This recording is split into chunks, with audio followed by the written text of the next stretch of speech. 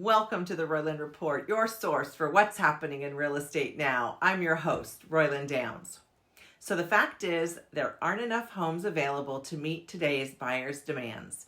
And that means it's an ideal time for those who are ready to sell because there are likely buyers out there right now who would like to buy your home.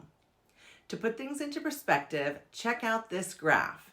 It shows the number of active listings on the market for the past 7 Februaries. As you can see, even though there are more available homes this year than there were in the last 2, there are still far fewer listings than we saw in a normal pre-pandemic market.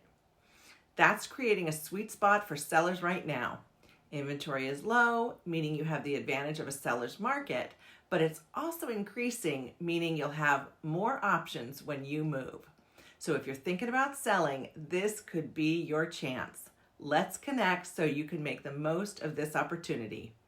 Thanks for joining me on the Roylin Report, your source for what's happening in real estate now. I'm Roylin Downs. Please feel free to reach out to me with all your real estate needs. I look forward to working with you.